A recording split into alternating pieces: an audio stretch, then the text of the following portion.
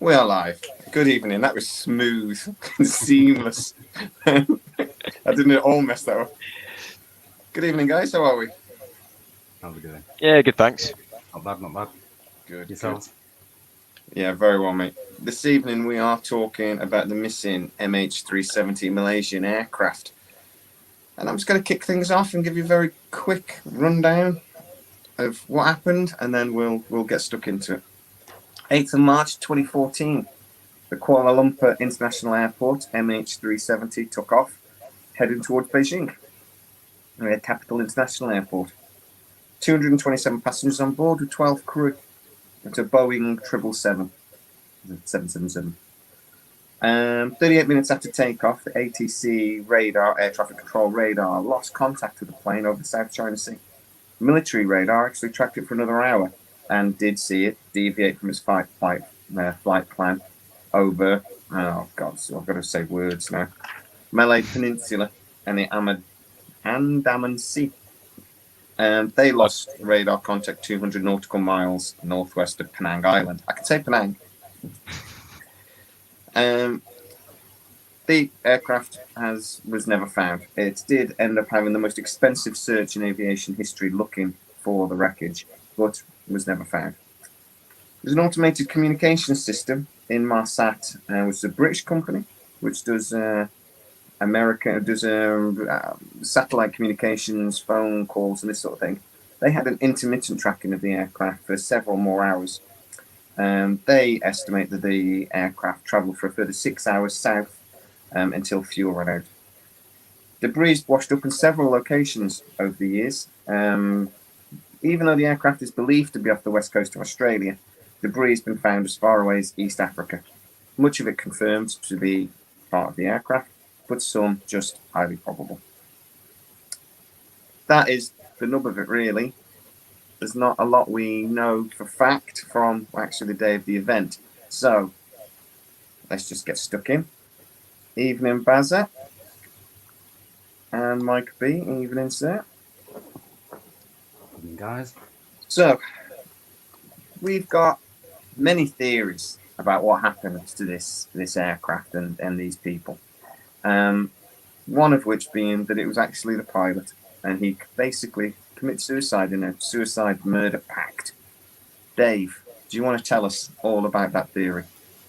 Okay, well, I mean, regarding the pilot, when it came to the person in command of the aircraft that night, was actually the first officer, Farik, who was flying MH370 at the time. Captain Zaharia was handling the radios, or the radio traffic, and that kind of arrangement was pretty much standard.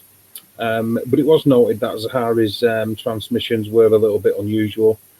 I don't know them verbatim, so we'll have to read off some of the notes I've put down. At 1:01 a.m. he radioed that they had levelled off at 35,000 feet, which is a little bit unnecessary in radar controlled airspace, where it's normal to report when you leave an altitude rather than arriving at an altitude. 7 minutes after that, at 1:08, the flight actually then crossed the Malaysian coastline and south across the South China Sea in the direction of Vietnam. And Zahari again reported that the plane was level at 35,000 feet, again reporting when he didn't need to. 11 minutes after that, it closed in on a waypoint, which was near the start of where the Vietnamese air traffic control jurisdiction came into play. And the control at Kuala Lumpur Centre radioed, Malaysian 370, contact Ho Chi Minh at 120.9. Good night. And Zahari answered, good night, Malaysia 370.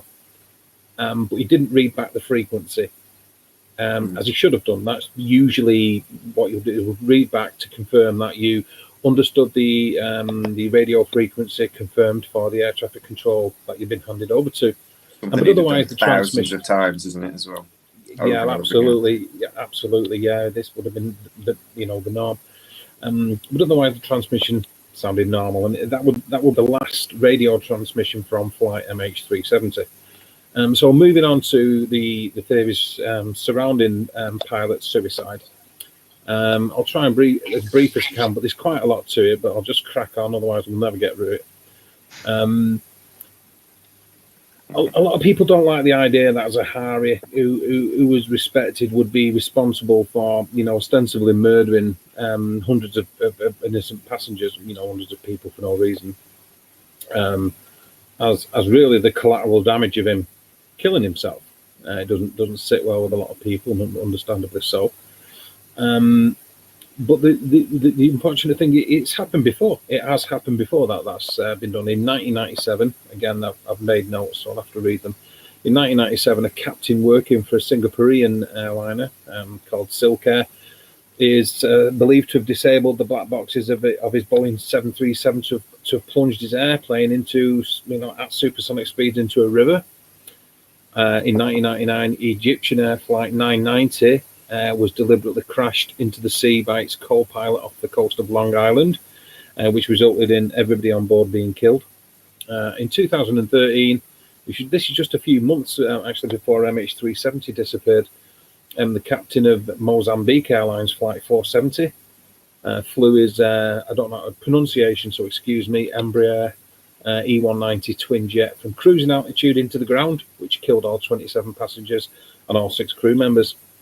And the most recent case is Germanwings Airbus that was deliberately crashed into the French Alps on March the 24th, 2015, which also killed everybody on board. And the co-pilot Andreas Lubitz had waited for the pilot to use the bathroom and then locked him out of the cockpit. And Lubitz had a record of depression, and investigations later discovered he'd been studying MH370's disappearance a year earlier. He'd actually been looking into it. A lot of people dispute or disregard any possibility that the co-pilot was the perpetrator of the event. He was young and optimistic kind of guy, and he was supposed to be getting married. He was planning on getting married. He didn't have any kind of history of trouble or depression or any kind of major events going on in his life that would have led him to do this kind of thing. He reached a high level of prestige in his trade, if you like, because he was flying a Boeing like 777. And this is in a country where the national airline is it's revered, and anybody who reaches the status of being a pilot is considered a really big, it's a really big deal. And so it's the finger obviously turned towards Zahari, which started to raise concerns for reasons that I'm going to go into. And in official reports, he is sort of like portrayed as being, a really good family guy. He liked to spend time playing on a flight simulator, which is true. And that sort of image is sort of pushed into the public eye really by his family. But it's sort of contradicted by a lot of things that came to light during investigations and by various bodies into his past. Now, one of the police reports on Zahari said, and I'll quote this, the PIC's ability to handle stress at work was reported to be good.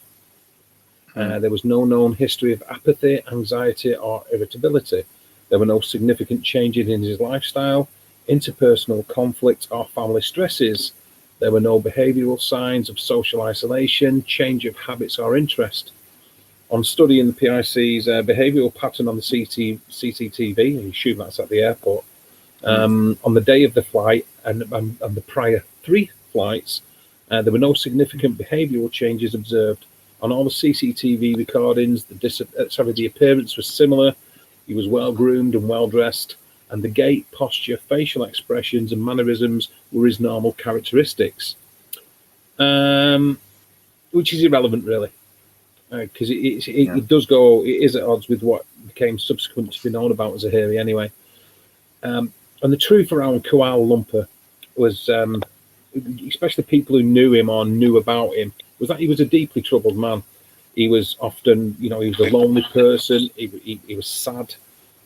His wife had moved out, and he was living in the family's second house. So he wasn't in the primary, in the family home, if you like. So So like I say, estranged from his wife, and he'd admitted to his own friends that he'd spent a lot of the time walking up and down in empty rooms, waiting. This is on the days between flights, just waiting for the next flight because he had absolutely nothing to do and nothing to focus Literally on all his whatsoever. life. Yeah, Flying was his life then. That's exactly it. Yeah, he was also known to be a bit of a romanticist as well. You know, a bit of a romantic. He was known to have established a sort of like relationship with a married woman, and she had 3 children. One of them was disabled, and he was also following around 2 young internet models. He was obsessed with 2 young internet models, and he left comments on Facebook that were sort of sexually, alluded to sort of like sexual activity and that kind of thing, and it didn't go down well. Okay. They didn't even respond to him, which it's sort of like spurred him a little bit, but they didn't even respond to him. He was commenting on how well they looked, and it looked like you just come from a shower and you're looking really good. So it's like, I wouldn't even say sexual innuendo. It was pretty much there, really. And it seemed like he'd become disconnected from his earlier well-adjusted, well-mannered and lifestyle, really. Yeah. And he was starting to use it a lot, and a lot of investigators in the aviation industry and intelligence communities was that he was actually clinically depressed. Now, I want to just quickly move on to the simulator. Now, a Harris simulator was forensically examined by the FBI. Yeah, this is a Microsoft simulator, wasn't it? Like a computer simulator. Yeah, and that he'd been experimenting with a flight profile that was very well matched to what MH370 was going to be like. A flight that was like north around the top half of Indonesia, and then followed by a long run down to the south, which ended in running out of fuel out over the Indian Ocean. And I'll have to, again, the pronunciation, so I'll have to look at the notes. Victor Ianello was an engineer from Virginia, has become another prominent member of the independent group of people looking into the disappearance and aircraft investigation and so on. Has conducted extensive analysis of the simulated flight, and it sort of underlines what Malaysian investigators have been ignoring, really, which is of all the profiles that they did extract from the simulator, because they took many, and the Malaysian investigators ignored this one, which mirrored MH370, because as far as they were concerned, there were so many on there. It was constantly running routine flights, and it was of no significance. However, like I say, Ianello, like this one, I thought, this one actually does stand out, because he's saying it like, he says of all the profiles extracted from the simulator, the one that matched MH370's path was the only one that Zahiri did not run as a continuous flight, which means, in other words, taking off on the simulator and letting the flight play out hour after hour until it landed, which, anybody who plays a flight sim knows that's the best way to do it, because you're sat there controlling something which can run on automatic pilot, and all you're doing is wasting away hours of your life. However, instead he would advance the flight manually in multiple different stages to specific parts, and repeatedly jumping the flight forward and subtracting the fuel away until it reached certain areas where he knew it would be gone, where the fuel would have run out. So he would deliberately do this to find the points where he would know the fuel would run out for MH370 or the simulated MH370 in this instance. So Ianello, apologies if you ever watched this, dude. Ianello, he believed that Zahari was responsible for the diversion. And given that there was nothing technical that Zahiri could have learned by rehearsing the act on a game like, as you quite rightly said, Microsoft, a Microsoft consumer product, he suspects that the purpose of the simulated flight may have been to leave a breadcrumb trail to say goodbye, referring to the flight profile that the MH370 would obviously eventually follow. He's no nugget, Zahiri, remember. He's accrued many hours as a captain. He's actually an examiner as well for up and coming pilots, so he was well thought of.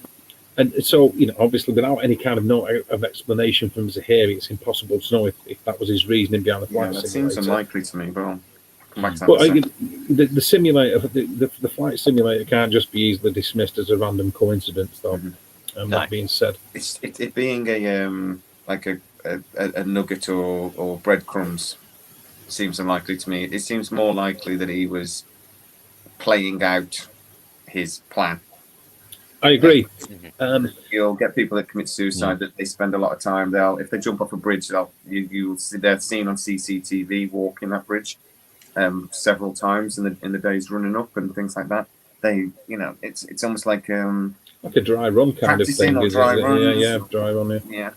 Okay, a couple. I'll just quickly finish up on this. There is one or two things that I like. I've probably gone into it a little bit more than I needed to, but anyway. So in Kuala Lumpur, one of his friends, a close friend of Zahiri's, who's also a 777, Boeing 777 captain, he'd been a lifelong friend of Zahiri, had said that he also believes he was guilty of this suicide, which of course resulted in the deaths of everybody else on board as well.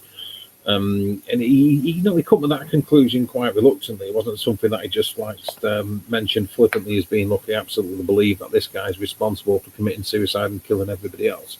But he did come to the conclusion that that was it. And he described it. I can't remember. He described it, the mystery, as a pyramid that is broad at the base and one man wide at the top. Meaning that the inquiry might have begun with many possible explanations, but ended up with a single one. And he said, it doesn't make sense. It's hard to reconcile with the man I know, but it's the necessary conclusion. And when he was asked about the need that Zahari would have had to somehow deal with his cockpit companion, first officer, like I said before, Farid Hamid, he replied, that's easy because Zahari was an examiner. All he had to say was go check something in the cabin, and the guy would have been gone. And when asked about a motive, he had no idea. And he said Zahari's marriage was bad. In the past, we slept with some of the flight attendants, and so what? We all do. You're flying all over the world with these beautiful girls in the back. But his wife knew about it. Perk of the job. And he agreed that it wasn't a reason for him to go berserk, but thought that Zahari's emotional state might have been a massive factor. And finally, I suppose, fuel exhaustion simulations that have been run by various investigators around the world have sort of implied that if the plane was just left alone, it wouldn't have dived as radically as the satellite data suggested that it did, that it did. And that, in other words, somebody was at the controls when it done it, actively helping to crash the airplane into the sea, somewhere along the 7th arc, which we may go into later. I don't know. If we don't, then I'll cover it in a bit. But which would have been directly after the engines failed from lack of fuel, I suppose. And that it entered a violent spiral dive, with descent rates that ultimately would have been it would have been faster than 15,000 feet a minute. They think the actual dive lasted around 3 minutes, only from the different the power system. Several power systems have failed, and then the satellite. A 3-minute dive from that sort of altitude is. It would have been something like that, because I'm pretty sure he at one point it was measured at an altitude ceiling of 40,000 feet, which is pretty much its max. And there was a guy called Blaine Gibson. I don't know if we're going to go into him, who did recover some debris. And when you look at that as well as the descent rate, it's pretty much implied that it would have pretty much disintegrated into confetti when it hit the water, the airplane. So yeah, this is one of the ailerons, isn't it? One of the ailerons was found, and it was found pretty much intact, which suggests it was actually engaged at the point when the plane hit the water, which suggests it was in a steep dive. So that's sort of the theory. His family life wasn't great. He was a sad and lonely guy, and probably suffering from clinical depression. So the possibility of pilot suicide is, Captain Zahiri, did he? I don't know. Back to you there, Jamie. Well, I think just to go back quickly to the Microsoft flight simulator. it does seem that there was hundreds, like you said, of flight simulations on there, and just this one that seemed to mirror MH370. 370. Does anyone else find that a little suspicious, though, that It's literally peculiar, isn't it? he did one thing that he then followed, that he didn't sort of think about different possibilities about how he could have gone about what he then did? There's people with the hacking ability to hack into other people's computer systems and implant this flight simulator with a specific flight path programmed into it. It's not Well, we're beyond the going to talk realm about potentially possibility. planted facts a bit later. Something else that's potentially, I said, fake about the cargo.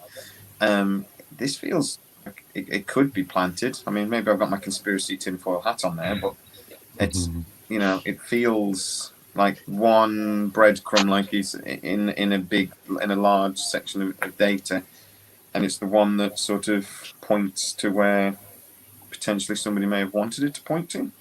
I don't know. I think that the pilot theory is probably the most accepted. The other most accepted theory is sort of the violent decompression. So it's quite a simple theory, really. Basically, the theory is that while Captain Zahiri was not on the bridge for some reason, in the cockpit on the bridge, I've gone into Star Trek mode. Basically, the co-pilot was in command, and there would have been some sort of violent decompression. And there's a Christine Negroni, as an aviation expert, has sort of championed this belief. Her theory being there's some sort of violent decompression, which would have incapacitated the crew and the passengers almost immediately. And there is some evidence that satellite phone calls kept being actually trying to connect to the aircraft for some time after it was lost, but it would just ring. Apparently, people were trying to phone people on the plane, and it would just ring out, but nobody would answer. So suggesting maybe the passengers were incapacitated. The theory then being basically that whoever was in the cockpit was protected somewhat from that decompression, but not completely. And this is where the theory sort of goes a bit weird to me. Through a lack of oxygen, made several very poor decisions, and basically flew the aircraft out into the middle of the Indian Ocean, and would have probably passed out and died somewhere along after the aircraft turned south about 2 hours into the flight. Sorry. Anybody? So it's just a horrible freak accident, basically, is the theory. And to be honest, we all know and have heard of stories where weirder shit has happened in the world. Could this have been that? And we know these planes basically do fly themselves. They have automated pilot systems the pilot does This plane was going from Kuala Lumpur in Malaysia to Beijing. It was heading northeast initially out to Vietnam. Then it ended up changing course multiple times whilst looking like what possibly did a little wave by at Padang, so he could look out the window and say goodbye to his home city for one last time, maybe. I don't know. There's just too many like, weird things in the flight path for it to be a series of poor decisions because of a lack of oxygen. If the lack of oxygen was that severe, you'd pass out relatively quickly. Yeah. Okay. Well, I've looked into this a little bit, and what we'll say is, from all the people that are like leading investigations into it or conducting any kind of investigation into the disappearance of flight MH370, they pretty much all come to the conclusion that it was an intentional act. And a few of the reasons being for this is, it's the flight path, as Damien was saying, as well as that radio and electronic silence, and even with the combination of system failure and human error and all that lot. So I made a list because I'm that kind of a guy. You look like it's not easy. Is computer glitch, control system collapse, squall lines, ice, lightning strikes, bird strikes, meteorites, volcanic ash, mechanical failure, sensor failure, instrument failure, radio failure, electrical failure, fire, smoke, explosive decompression, cargo explosion, pilot confusion, medical emergency, bomb, war, or even an act of God. None of them explain the flight path. The decompression thing. He's an electrical engineer. He's also part of this. You know, we keep going to keep coming up the independent group of these analysts and investigators. He's called Mike Exner. He's a prominent member of it as well, so we've got to believe him. Has studied all the radar data really extensively, and he's sort of alluding to the fact that that during the turn, that as I said before, that the airplane climbed up to 40,000 feet, which is close to its limit, and during that type of manoeuvre, that all like the passengers would have experienced G-forces, obviously, and the feeling of suddenly being, I suppose you'd like feel like you got pressed back into the seat, or forced back into your seat, kind of thing. And he sort of believes that the reason for the climb, that sudden climb on the turn, was to accelerate the effects of depressurizing the cabin, which would have really caused like rapid, incapacitation and death of everybody in the cabin. But the depressurization thing is pretty much like the only way really to subdue people that might not want to die if you're doing things with an aircraft that they don't want you to do, is to depressurize it. Especially if you're going to be in an aeroplane where the flight's still going to continue for a few hours. You don't need to be dealing with unruly passengers and cabin crew. And he's saying it would have gone unnoticed for a certain amount of time. I'm going to have to look at my notes. Apart from the sudden appearance of drop-down oxygen masks and perhaps the cabin's crew use of the few portable units of similar design, and none of those cabin masks were intended for more than about 15 minutes of use during emergency descents to altitudes below 13,000 feet. So there would have been no value at all cruising at 40,000 feet.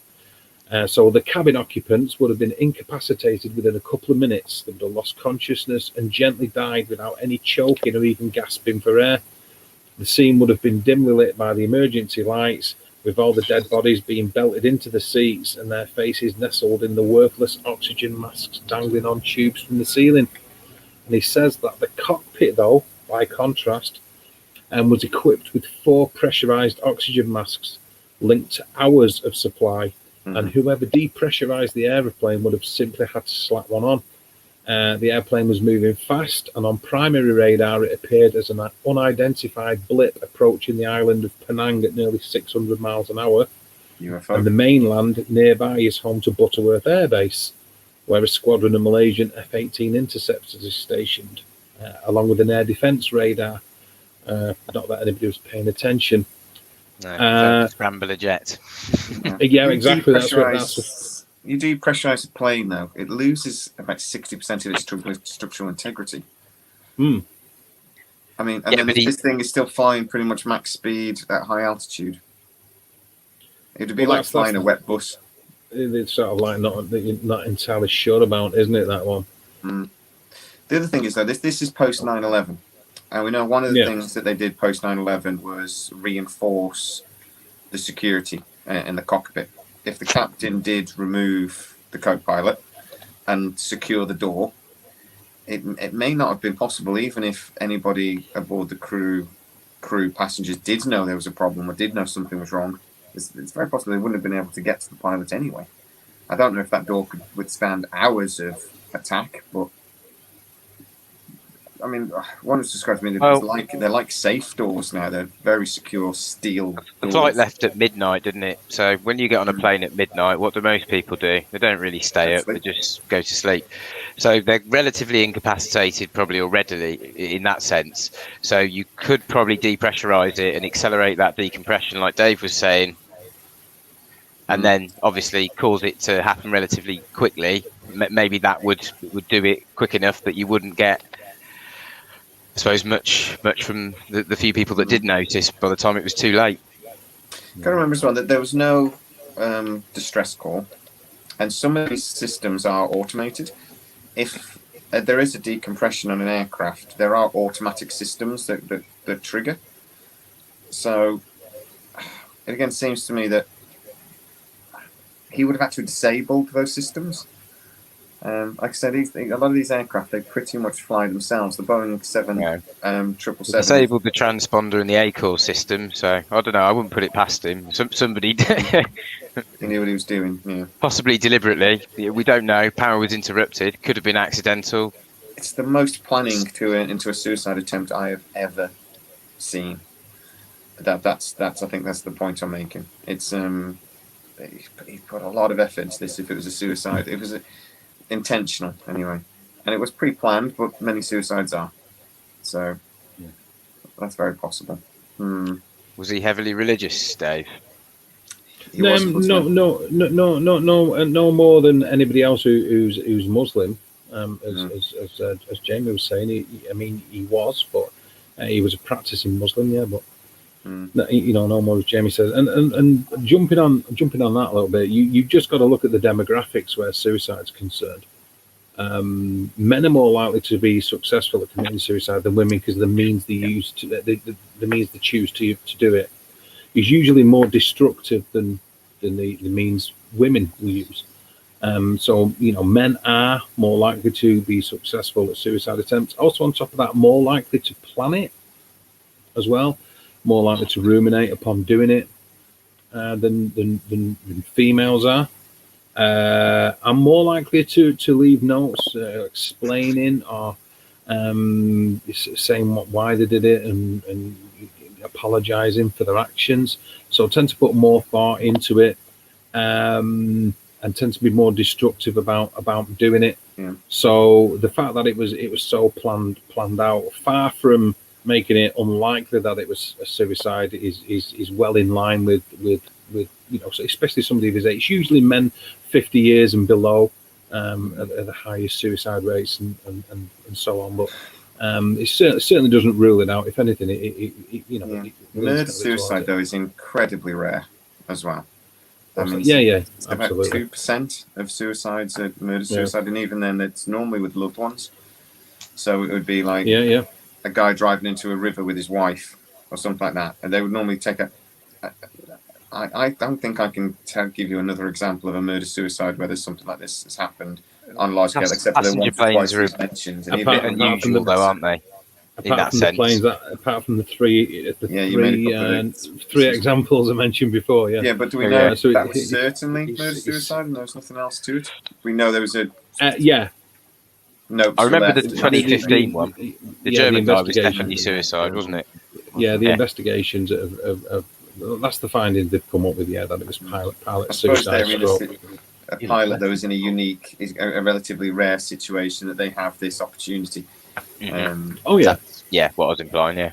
Yeah, and it's so certain as well that it would work. Is the other thing. I mean, because that's another reason a lot of suicides fail.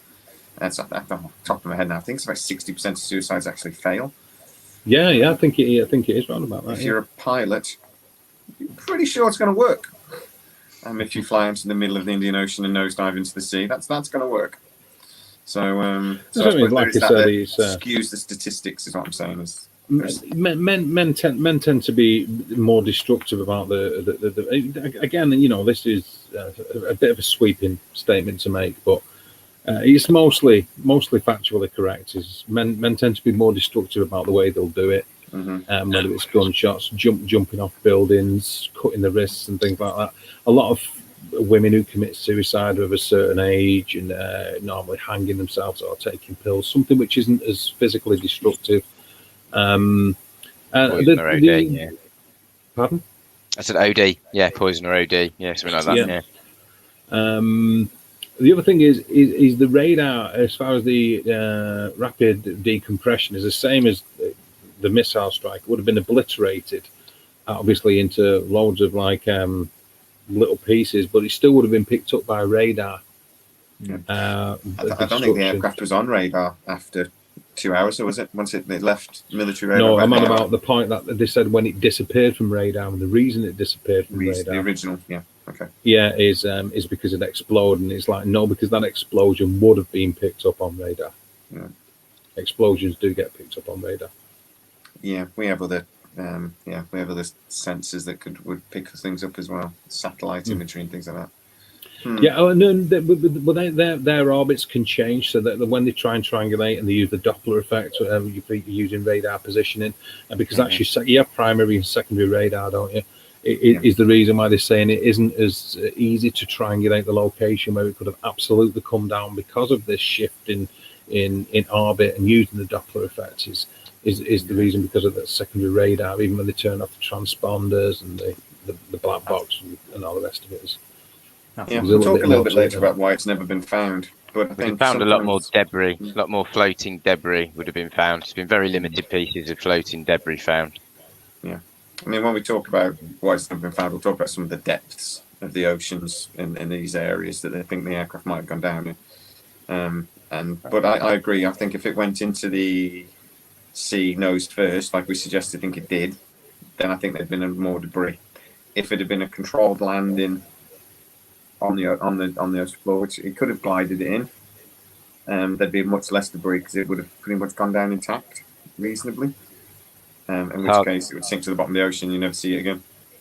It's hard to land one on the Hudson like that pilot did. It's very much easier to flip a plane trying to land it on water. I imagine a passenger plane, because if the nose dips in, I don't know. I imagine it's pretty difficult.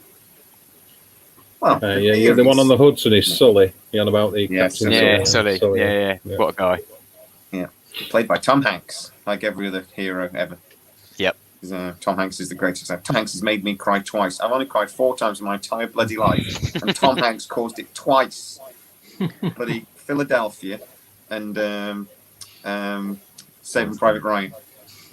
Damn you, Tom Hanks. Yeah, I'd probably have to say same to Saving Private Ryan as well, and then another one for me, the Green Mile. Yeah, that didn't make me cry, but yeah. But yeah, 2 Tom Hanks films. That's weird. If I meet Tom Hanks, I'm gonna slap him. But right, anyway, following the mystery. This is one of the biggest mysteries in aviation, if you exclude, some of the older ones. There you go. What's your poison? I believe you as well, sir. We should all cry. As a man, I'm a bit emotionally sort of thinking. I'm not very good with my emotions, but anyway, as a psychologist, it's doing really well. So, some of the theories that got out there. Personally, my favourite is that it flew into a black hole. That's my favourite, and that was actually discussed on CNN. And the anchor on CNN actually, and his exact quote was, "It could have flown into a black hole. Is that inconceivable?" Yes. And the answer should have been yes. Yes. If we were that close to a black hole, we'd be fucked. But that's my favorite. We'd be past the event horizon. Yeah. You're stretching the time to infinity. Probably you just keep existing, but not really. Yeah, weird. But anyway. Sorry. Yeah, we're going to go in with that. That's a stupid one. It was roundly mocked. As well, aren't you? Yeah. One of the other theories was that the captain Zahiri like Dave mentioned, had a girlfriend, but he was married. So the theory goes, his lover was in a boat in the Indian Ocean waiting for him, and he parachuted like DB Cooper out of the back of the aircraft and left the aircraft for them all to die. Because he's a married man and a Muslim, he couldn't divorce her, so he had to fake his own death and took out 230 something people in the process. And a £250 million jet. That's quite extreme to divorce your wife, but that is genuinely a theory that has been investigated quite seriously, because there was some stuff about him. It's the preparation and some of his actions before the flight that made people think that he was up to something, which might have been exactly what Dave was talking about. But there's lots of unusual things going on, and then he faked his own death. I couldn't actually find any theory, though, that said that the girlfriend disappeared. So, which I think would have been mentioned if the girlfriend disappeared as well. That would add validity to the theory, wouldn't it? But as far as I know, she's fine. So if this was his planet, he popped down into the ocean with his parachute, and there was no girlfriend in the boat, so she screwed him on that. Well, Hey, what's this is the theory. standard issue of parachutes? There are normally a couple of parachutes, aren't there, or even on a passenger plane? Probably located in the cockpit, I imagine. Jumping out of a you can't, can you? Because then you depressurize it. You would have to go into the cabin area and depressurize and jump out. You could, I mean, like I say, DB Cooper did it. He flew out of an aircraft thing, and whether he survived or not is up for debate. FBI still after him, yeah. Like I say, Bazit, you can actually skydive out of a passenger jet.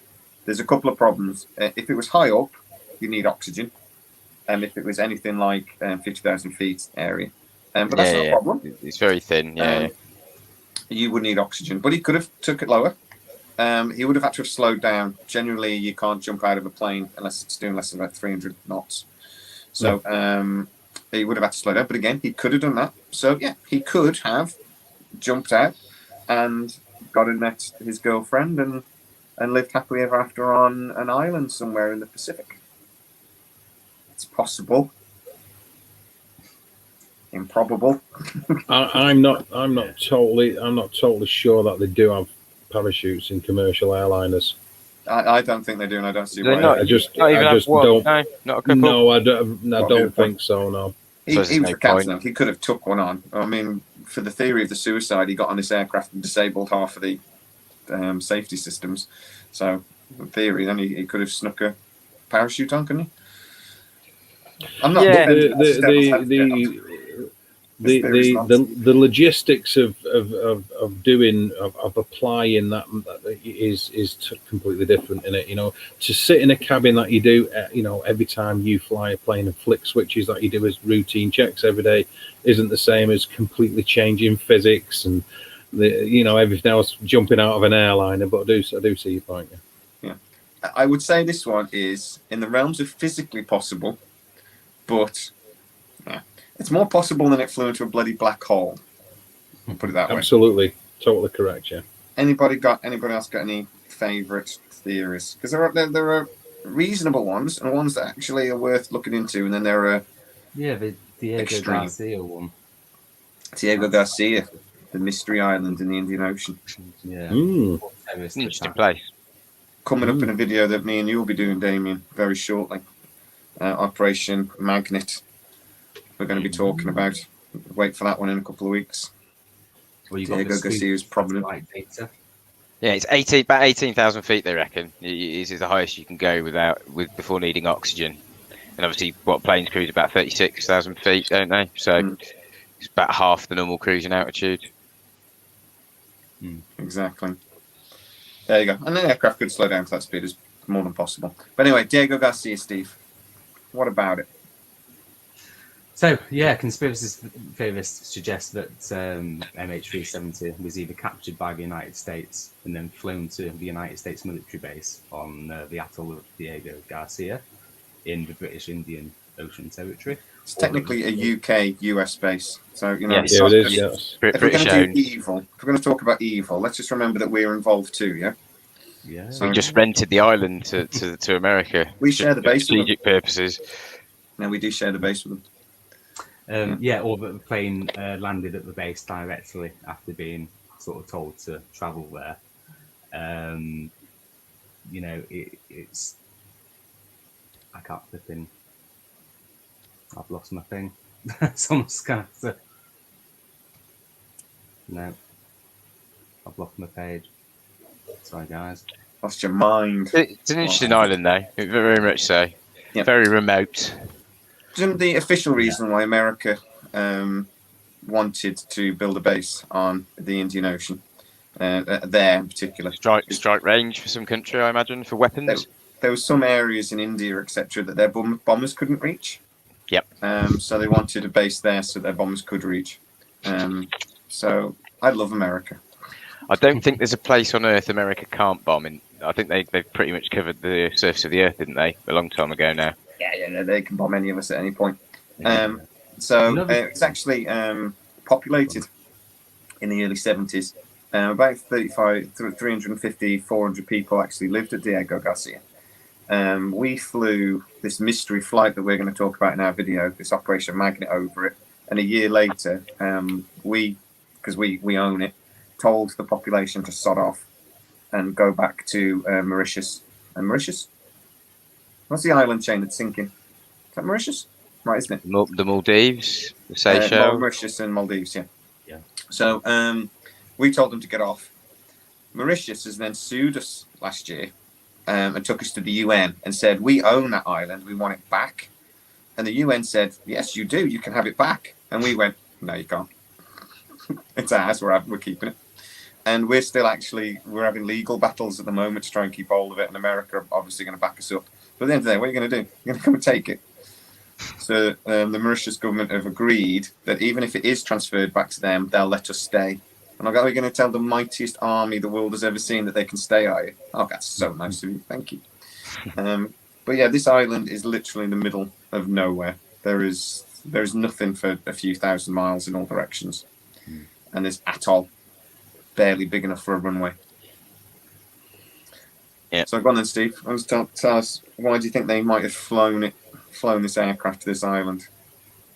Well, they reckon that like the sort of leading on from that onto another theory is the acquisition of free scale staff. So they reckon that there was at least 20 employees from free scale semiconductor, which was patented a couple of, I think it was a couple of days or a week or so before, and 22 Chinese employers were supposed to be on board, and that's one of the reasons that they expect that either America or North Korea could have intercepted the plane and sort of taken it hostage. But it's like, if it was taken hostage, there would have been, well, from terrorists anyway, there would have been sort of ransoms and things like that. But unless something went wrong, could have been like flight thing on 9/11. Yeah, very Let's much get so. them. Well, I suppose there's two purposes for hijacking, isn't there? One of them is, like you said, you're hijacking for demands. You want something, so you're not really that interested in killing. It's just a last resort if you don't get what you want. However, there's also that you believe that you're going to heaven, and that, you know what I mean, you're I don't know, for some reason a hero. And there are people that probably believe that, and perhaps you know, some of these people Martyred. that have flown some of these planes have thought that, maybe. I don't know. That only works if you've told somebody what you've done, though, doesn't it? This is just a complete mystery. If somebody did terror attack, if this was a terror attack, and we're not very terrified because we don't know what happened, we're interested because there's a mystery, but we're not worried, are we? So yeah, I'm not so sure about that. There's lots of the thing that was on the internet about that, the Diego Garcia, landed on the Diego Garcia Island. There was supposedly an iPhone message, wasn't there, that came from one of the supposed passengers on the flight, that supposedly had a encrypted geolocation on the message that came out, and that was why the whole theory surfaced about the Diego Garcia and the plane landing there. And it just also happens to be an American military base in the middle of nowhere, remote, where they can get away with things that they couldn't elsewhere, probably. It was a pilot's phone, wasn't it, that they sort of connected or contacted? The validity to that story, though, I'm not sure. I'm not sure whether it was verified that the geolocation off that text message was actually, or the message was actually from a passenger off of the flight manifest. There's also supposedly a eyewitness, a fisherman off an island near Diego Garcia. I forget the name of it. Sorry. That supposedly saw an aircraft of this description traveling very slowly, very low towards Diego Garcia, and that is also where a lot of the debris was found in a similar area. So I mean, if this was sort of taken by the Americans for some reason, and we can go into some of the reasons, because there was a lot of Chinese people, Chinese citizens aboard on this aircraft, and there was also a very suspicious cargo manifest error that or discrepancy that's interesting, which I'll talk about in a minute, then the CIA could have involved and actually taken this aircraft. And if they're going to do that, they're going to take it to Diego Garcia if the aircraft was capable of reaching it, and it was just. It would have been on fumes when it landed, but it was just physically possible. Yeah. Yeah, exactly. They'd have fueled the plane for about the normal flight that was, what, 6 hours? So, was it, I think, from to Beijing, Kuala Lumpur to Beijing. So, it would have been fueled to a bit extra, but they wouldn't have put loads of fuel in because it costs too much to fly extra fuel. Yeah, they do put quite large things in these aircraft, though, so that in case when they get there, there's bad weather and things like that, they have to carry, I think it's about 30% more fuel than they actually need. There'll be some safety reg, but they don't overcarry, is what I was just saying. That's all. But the China connection is significant. There were people on board this aircraft supposedly that were linked to the Chinese government and that were linked to some major Chinese investment firm. That there's suggestions that. So that company linked. Steve mentioned, wasn't it? Free Sale Semiconductor. Of Austin, Texas, I think, and there was supposedly a patent there that was, I think, for Chinese members of the company. I've got their names, but I'm not going to. But Pai Dong Wang, Shi Zhang, Si Hong Zhen, Li Ling, and they all had a 20% stake in this patent. And then the other 20% patent was in the Free Sale Semiconductor in the business. If the patent holder dies, supposedly, then the remaining holders equally share the patent, the remaining percentage between them. And if all four of the 5 died, then the patent would revert back to the remaining person that was left alive. And then you look into who owns that Free Sale Semiconductor company, and apparently it's Jacob Rothschild through Blackstone, according to the internet conspiracy. And as you know, the Rothschild. Every internet conspiracy goes back to Nazis or the Rothschilds. Well, all yes. of them. But when you've controlled the banking interests of most of Europe for the last 250 years plus, there is reason to have interest in that family. When they've set up the state banks that print money and lend it to governments with interest and create self-serving debts. But anyway, that's another conspiracy theory for another day. But anyway, yeah. So that's the theory. However, again, it's hard to actually, when you compare the flight manifest to those names on that conspiracy, nothing matches unless something's been lost in translation or something's been doctored. So again, I did try doing that, but.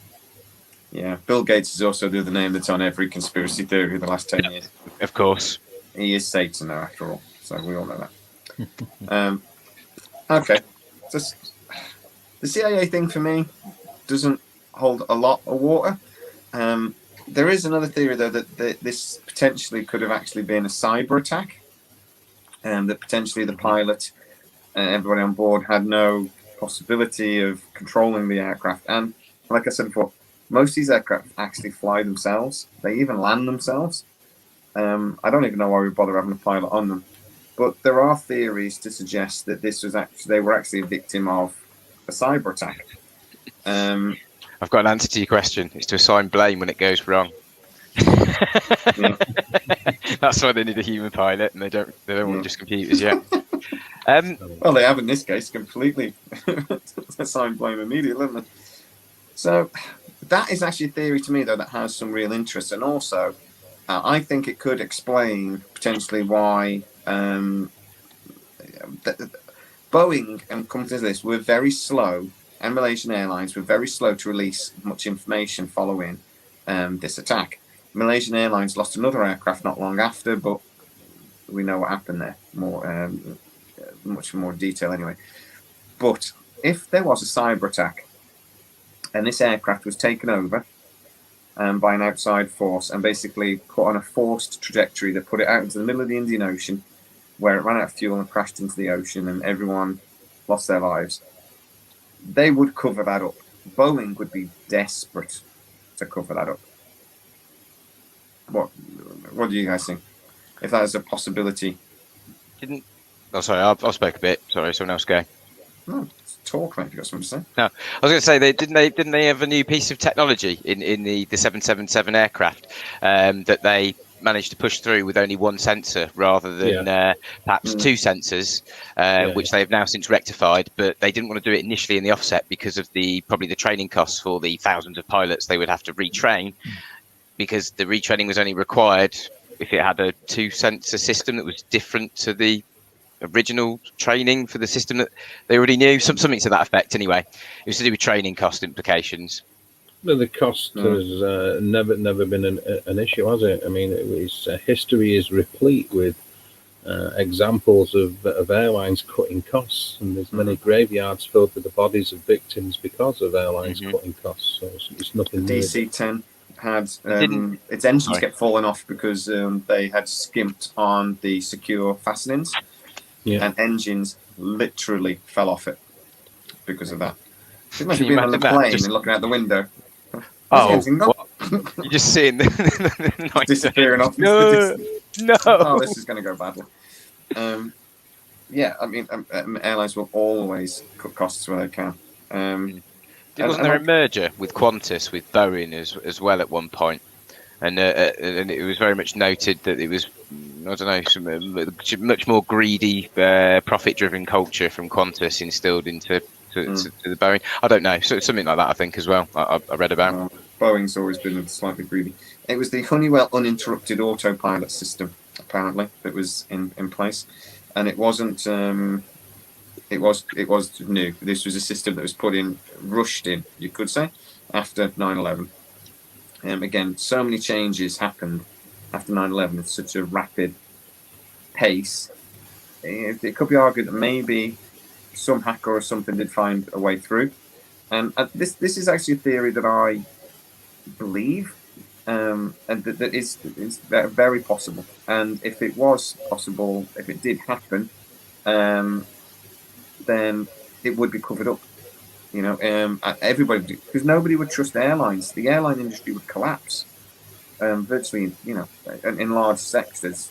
Who would want to get on a plane if you believed it could get hacked and just flown into the middle of nowhere, or crashed into the runway, or There's some clever people out there, and as good as the systems they are to make these things secure, people find holes. People build. The people are clever.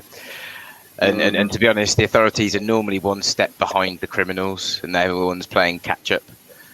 That's why you tend to get, like, what was it in that film with Leonardo DiCaprio, Catch Me If You Can, where the FBI end up employing the money counterfeiter to be their expert on money counterfeiting. Prime example, the authorities catching up with the criminals. Yeah, exactly. That's a history of doing that. Actually, is hiring the hackers and the con men and things because they just think a different way than we do. But so for me, actually, that's probably, with the suicide, I think is probably the most likely explanation. The hacking, I think, is a very serious explanation that we should consider. Think about one that maybe we shouldn't consider so much. The Asian Bermuda Triangle. This was a theory that went round and was very popular on YouTube immediately after the aircraft went missing. It was theorized that the aircraft actually went missing on almost the exact opposite side of the globe. So if you drilled a hole straight through, sort of thing, to the Bermuda Triangle off America. It's not actually true, but on a map it looks kind of right, but it's not actually true. So we get all the theories that go along with that. So I just want to ask you one question, really, just for fun. Do you guys actually believe any of the mysteries of the Bermuda Triangle? Just before we go on to, could there be another one? No. There's been a lot of disappearances of things that are unexplained. No. Just currents and things like that, isn't it? Underwater currents and different weather systems underwater. Yeah, I don't know. I think it's perhaps an area of interest in maybe electromagnetic properties as well. Perhaps. I don't know. I haven't. I'll tell you what, there has been a lot of studies in that area, and there are gravitational interesting things in those areas, mainly because of the rocks and stuff, that the geomagnetic natural phenomenon that happens there. But those actually do happen all over the world as well. Do you know that statistically, the Bermuda Triangle is not unusual? There are no more losses in the Bermuda Triangle, considering how much traffic there is in that area, than anywhere else in the world. Is it just? It's probably quite a highly trafficked area, is it? I imagine It is a high traffic area. Yeah, There are a couple of instances that are really unusual, like the 5 aircraft that were lost in 1945. Yeah. But statistically, it's not an unusual area. Which is why we've never discussed it on our channel, mate, because it's not. It would be a really short episode. Statistically, it's not relevant. It just gets like I said, high volume of traffic through there, so it gets a name for itself relatively easily, and then obviously anything that happens that's a bit unusual, where the explanation's not quite true, gets put into the same group, doesn't it? The Bermuda Triangle. But hey, the mystery is far more interesting. Poor way of trying to explain everything that goes wrong there. So my favourite thing about the Bermuda Triangle, the one I like, is that occasionally, and I'm using my own words here, but occasionally the ocean farts, and I'm going to stick with this. Genuinely, air bubbles suddenly release from under the ocean and create a funnel of bubbles, and it's dramatic. But when a boat comes along and hits that, it's like hitting dead air, so it just goes straight under.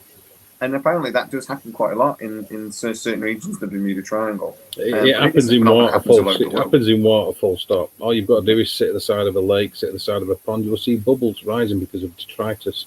Not dramatic enough to take a boat down, though, Dave. Come on. This is actually no. Well, I think you should get realistic, actually, Jamie, because you're talking about scale. When you're talking about the size of ocean in relation to the size of a boat and the size of a pond, the theory is still sound. It is exactly the same thing. Pockets of gas are released, which causes water displacement. It affects the thermoclines. Argue with it as much as you want. It's true.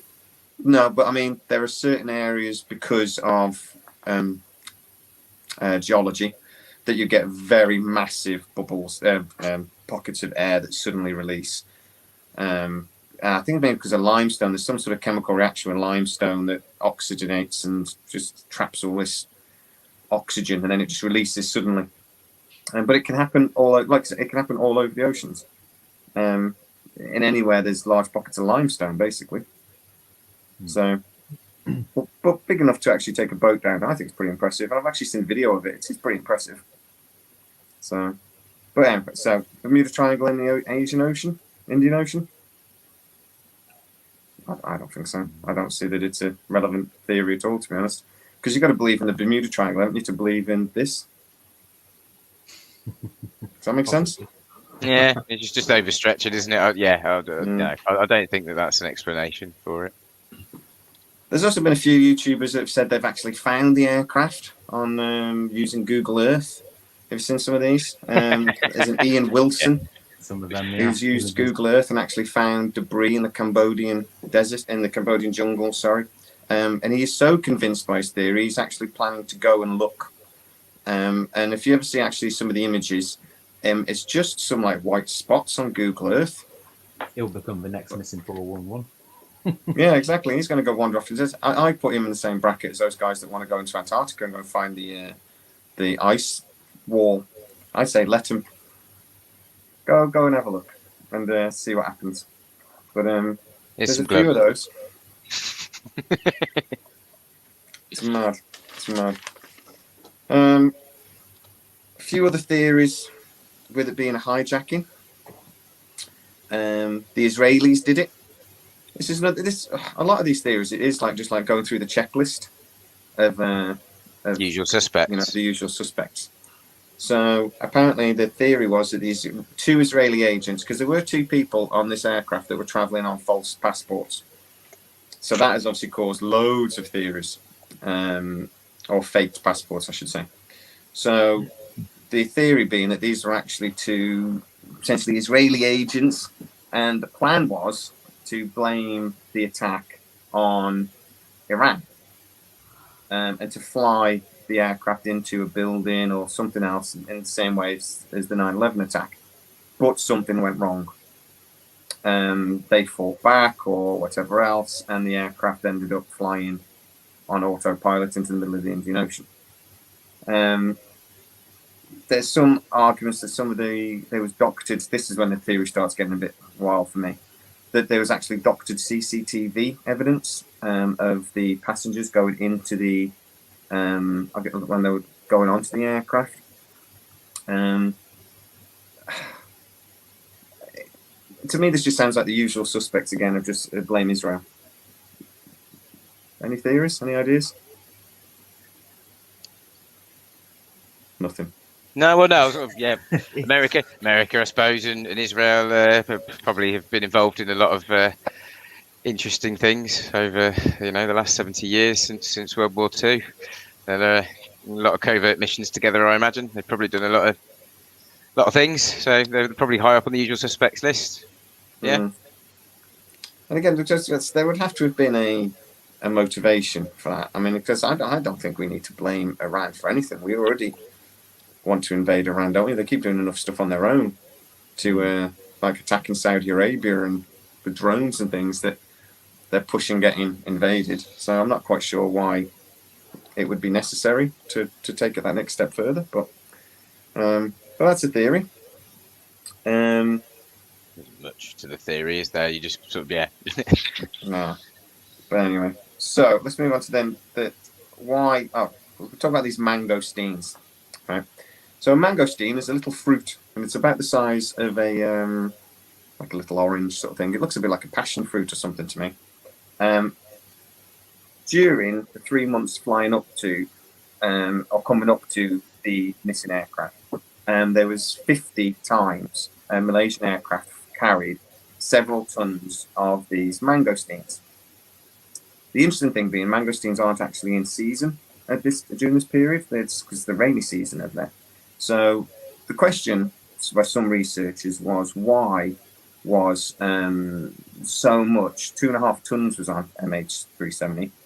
Why was 4.5 tons?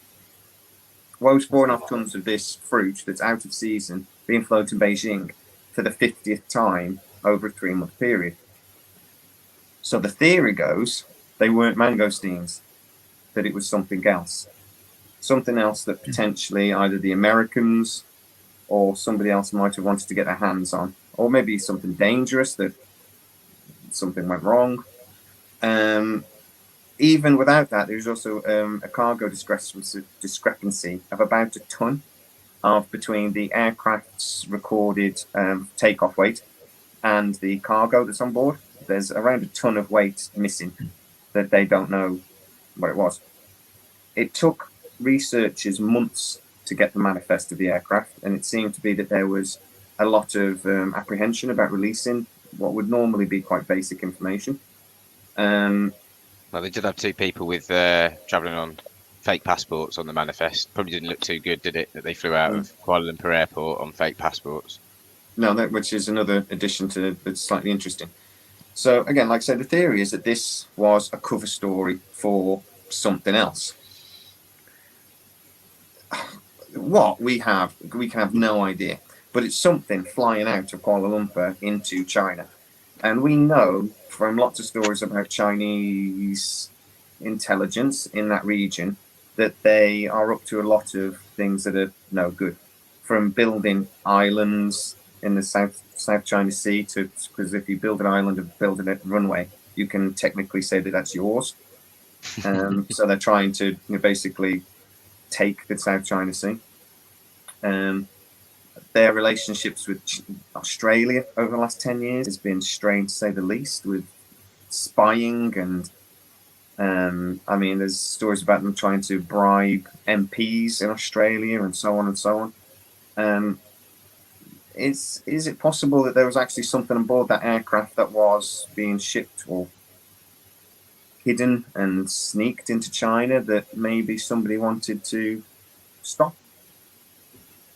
Quite possible. If so, what sort of things do you think? I mean, this is 4.5 tons. That could be almost anything, couldn't it? Anything, yeah, to be honest. And we know China has been trying Weapons, to suck cash, up gold, drugs. The list of commodities that, you know what I mean, like, that are worth money that they might. I don't know. It's endless, isn't it? Yeah. But I mean, we know also China, has been desperately trying to get hold of technology from all over the world. I mean, they've been trying to steal technology for everything. It wouldn't shock me that if that was something that was happening, it might be nothing to do with the aircraft going missing, but it's an interesting side story potentially. That says perhaps a nuke. I think China already have nuclear They've got their capability, first, don't they? to be fair. I Yeah, they've think, got a few. yeah. I think they're the second largest after, third largest after America, Russia, and then China, isn't it? I think. I'm not sure, but I believe that. I believe they've built their arsenal up by this point to that kind of level, yeah. So, anyway, it seems unlikely that this was 4.5 tons of an orange, or a little orange, baby orange. It seems more likely that there was something else aboard that aircraft that was being hidden. And Wouldn't fruit normally go by? Wouldn't like fruit normally go by? I don't know. Would it go by air freight? Is that the normal way to do fruit? If you want to move Yeah, quickly, yeah. yeah. I suppose if it's a fruit, what's a mangosteen? Is it quite a I don't know, soft fruit that goes off quite quickly? Is it? Yeah, You just wonder because bananas, week you know, or they do it on ships, don't they? A lot of the bananas No idea, mate. in big containers or whatever, refrigerate. I don't know. I think they do some of it, yeah, but they do fly like food items across and stuff.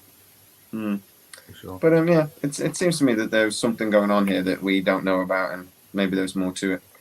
But anyway, lots of other research, more recent research, has basically said that this aircraft is probably just waiting to be found anyway. By looking at something called drift analysis, where they think the aircraft went into the ocean off the west coast of Australia.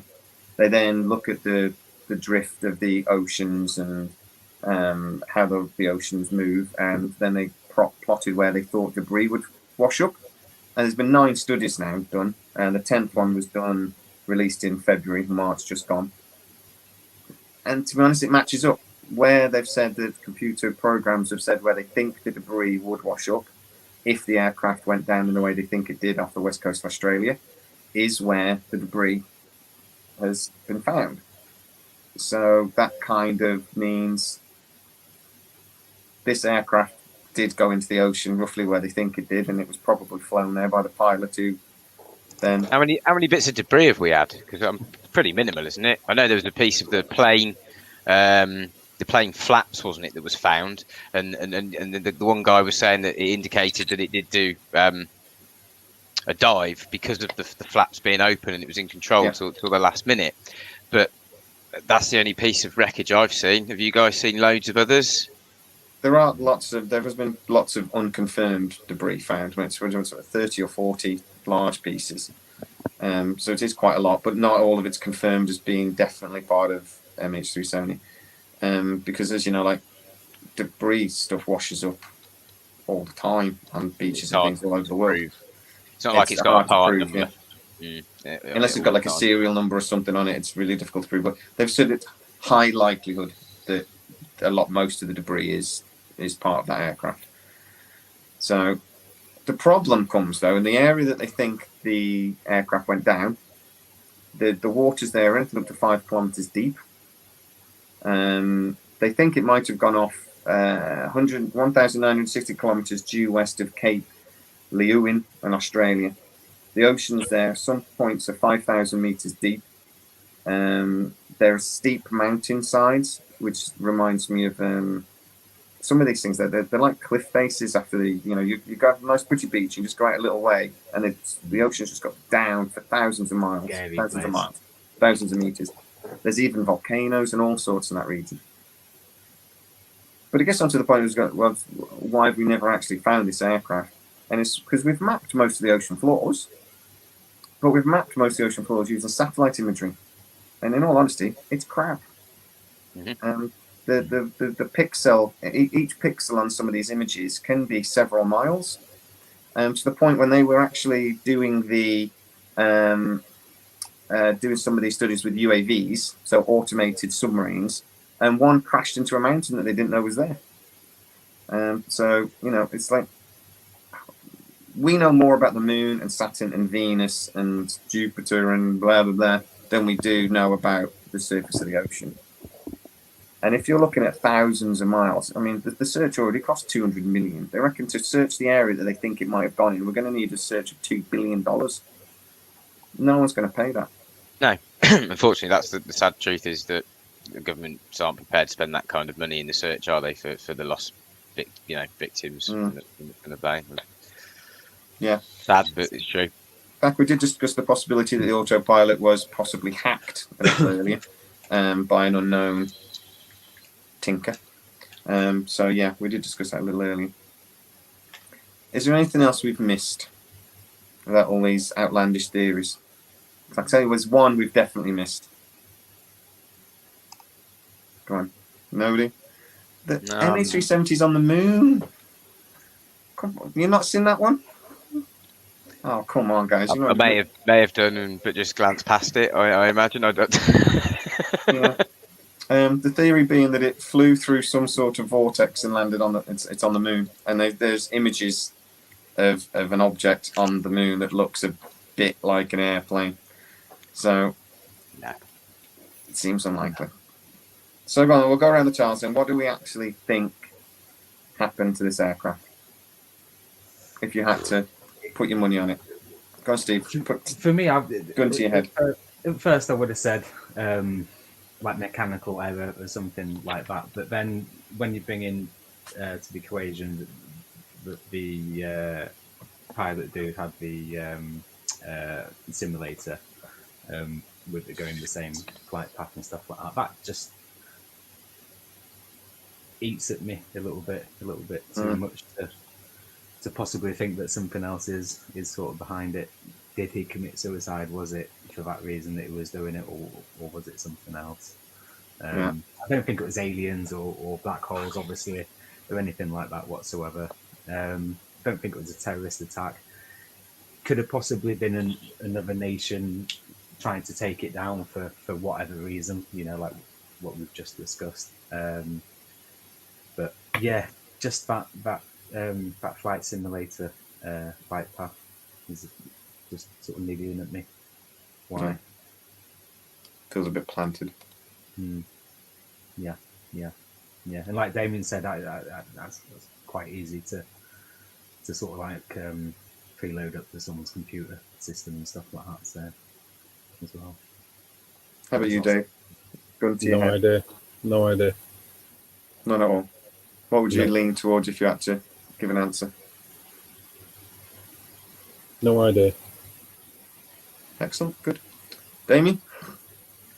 I tend to think that, I suppose, the flight path and the circumstantial stuff around the pilot and what's come to light about him tends to lead that way towards him being perhaps of doing it under his own volition. I don't think it was any kind of mechanical or series of errors or a series of errors by the pilot rather than it being intentional. I do find the theory about the pattern interesting, but just very difficult to actually substantiate anything about that claim.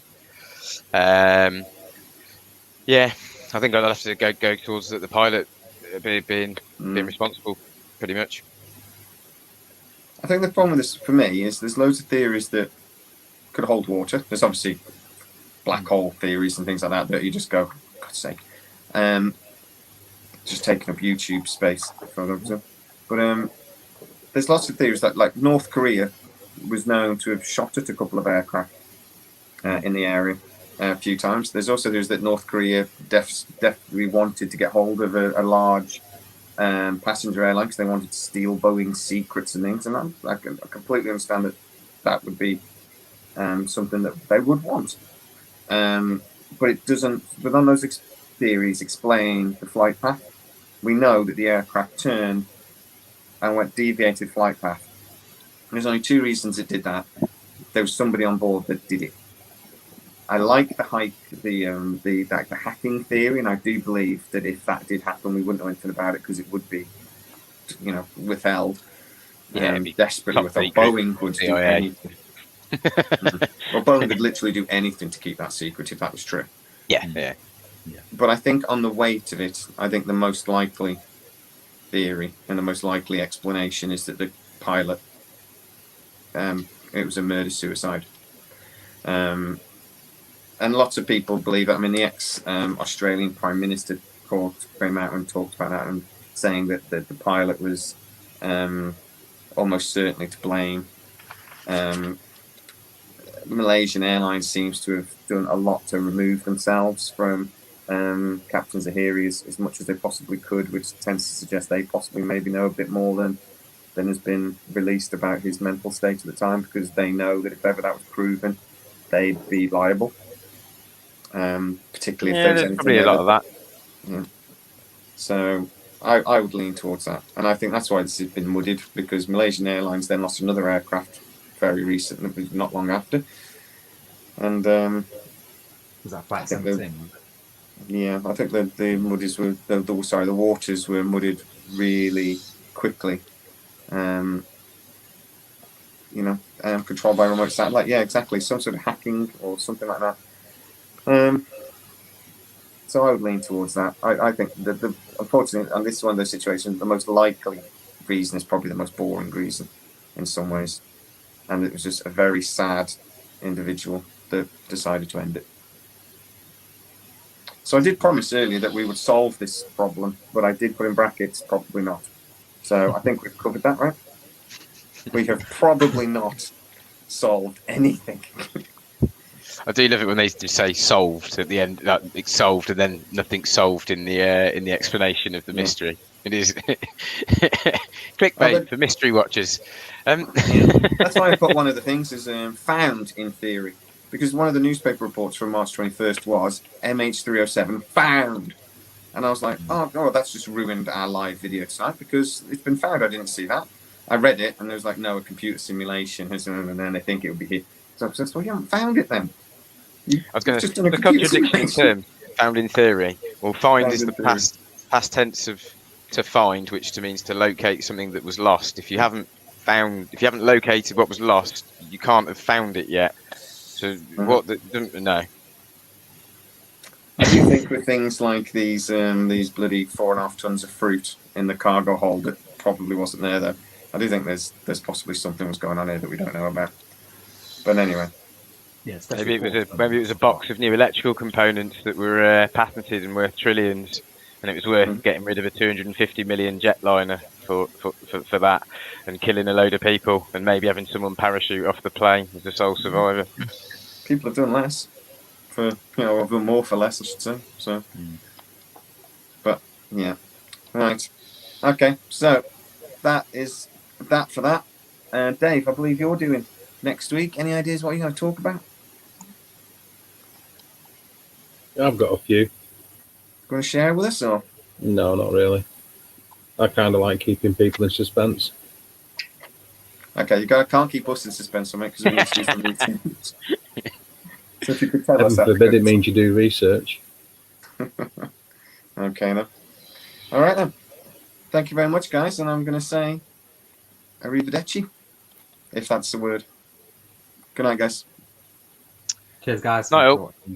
Bye.